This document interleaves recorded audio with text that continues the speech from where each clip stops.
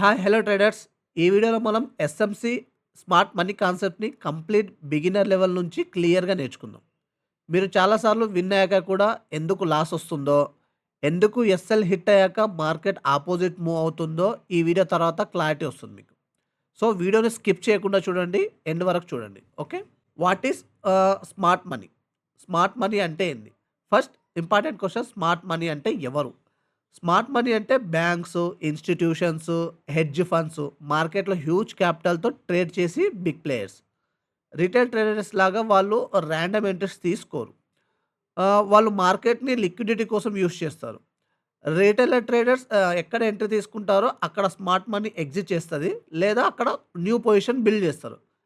So, smart మనీలో మనం ముందుగా చూడాల్సింది లిక్విడిటీ. లిక్విడిటీ అంటే ఏంది స్మార్ట్ మనీలో? ఎస్ఎంసీలో మోస్ట్ ఇంపార్టెంట్ పార్ట్ ఏంటంటే లిక్విడిటీ. లిక్విడిటీ అంటే మార్కెట్‌లో ఉన్న stop losses. Like equal highs, equal lows, previous highs, previous day lows, previous day high. ఈ ప్లేస్‌లో మాక్సిమం రిటైలర్స్ వాళ్ళ స్టాప్ లాసెస్‌ని పెడతారు. స్మార్ట్ మనీ ఫస్ట్ ఆ ఎస్ఎల్స్‌ని హిట్ చేస్తుంది. దాన్ని దాన్ని మనం లిక్విడిటీ గ్రాబ్ అంటాం. సో, దాన్ని మనం లిక్విడిటీ గ్రాబ్ అంటాం. అదే లిక్విడిటీ. దాని తర్వాత ఎస్ఎంసీలో నెక్స్ట్ టాపిక్ వచ్చేసి స్టాప్ లాస్ హంట్. ఇది ట్రేడర్స్‌కి మోస్ట్ పెయిన్‌ఫుల్ పార్ట్ యాక్చువల్‌గా అయితే. మీరు పర్ఫెక్ట్ సెటప్‌లో ఎంట్రీ తీసుకుంటారు. ఎస్ఎల్ క్లియర్‌గా పెట్టుకుంటారు. కానీ ప్రైస్ వచ్చి ఫస్ట్ మీ ఎస్ఎల్‌ని హిట్ చేసి ఎగ్జాక్ట్‌గా మీ అపోజిట్ డైరెక్షన్‌లో వెళ్ళిపోతుంది. ఇది కోయిన్సిడెన్స్ అయితే కాదు. ఇది ప్లాన్డ్‌గా స్టాప్ లాస్ హంట్ అన్నట్టు. అంటే బిగ్ ప్లేయర్స్ మన స్టాప్ లాస్‌ని హంట్ చేస్తున్నట్టు. సో, స్మార్ట్ మనీకి మీ ఎస్ఎల్ అనేది ఒక liquidity. So, most of the traders ఒక లిక్విడిటీ స్టాప్ లాస్ ఎక్కడైతే పెడతారో ఆ స్టాప్ లాస్‌ని మార్కెట్ ఒకవేళ హిట్ చేస్తే దాన్ని లిక్విడిటీ గ్రాబ్ అంటాము. సో, అదే అదే లిక్విడిటీ యాక్చువల్‌గా అయితే. సో, దాని తర్వాత market structure. Market structure two వేస్‌లో ఉంటాయి. లైక్ హయ్యర్ లో, అది అప్ ట్రెండ్‌లో ఉన్నప్పుడు. లోవర్ హై, లోవర్ లో, ఇది డౌన్ ట్రెండ్‌లో ఉన్నప్పుడు. ఎప్పుడైతే స్ట్రక్చర్ బ్రేక్ అవుతుందో దాన్ని మనం బ్రేక్ ఆఫ్ స్ట్రక్చర్ అంటాము. బ్రేక్ ఆఫ్ స్ట్రక్చర్ వచ్చాక ట్రెండ్ కంటిన్యూయేషన్‌ని ఎక్స్‌పెక్ట్ చేయొచ్చు మనం యాక్చువల్‌గా. లేదంటే రివర్సల్‌ని కూడా ఎక్స్‌పెక్ట్ చేయొచ్చు. సో, బ్రేక్ ఆఫ్ స్ట్రక్చర్ వచ్చినప్పుడు మనకు ఒక మూమెంటమ్ అనేది వస్తది. దాని తర్వాత ఎస్ఎంసీలో నెక్స్ట్ వచ్చే టాపిక్ వచ్చేసి ఆర్డర్ బ్లాక్. ఆర్డర్ బ్లాక్ అంటే smart money last time heavy order places చేసిన జోన్ యాక్చువల్‌గా అయితే. సో, ఆర్డర్ బ్లాక్ అనేవి 2 ఉంటాయి. ఒకటి బుల్లిష్ ఆర్డర్ బ్లాక్, ఇంకొకటి bearish order block. So, bullish order బ్లాక్‌లో ఏందంటే last red candle before big move.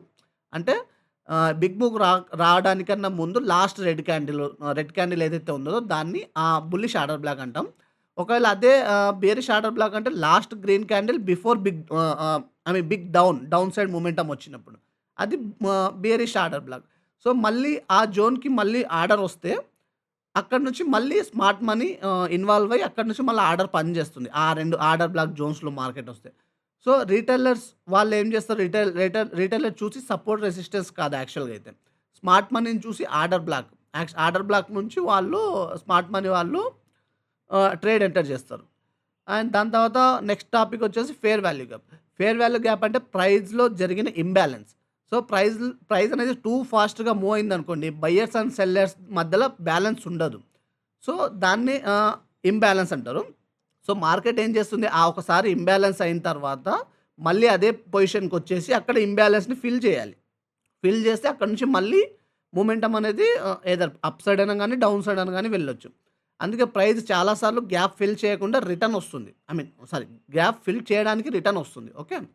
ఒకవేళ మీకు ఆర్డర్ బ్లాక్ ప్లస్ ఎఫ్‌విజీ పర్ఫెక్ట్ ప్లేస్‌లో కలిసినాయనుకోండి, మీ యొక్క సెటప్ స్ట్రాంగ్ ఉంటుంది. అక్కడి నుంచి ట్రేడ్ మీ మీ ఫేవర్‌లో వెళ్ళడానికి అట్‌లీస్ట్ ఈ 70-80% ఛాన్సెస్ ఉంటాయి. ఓకే.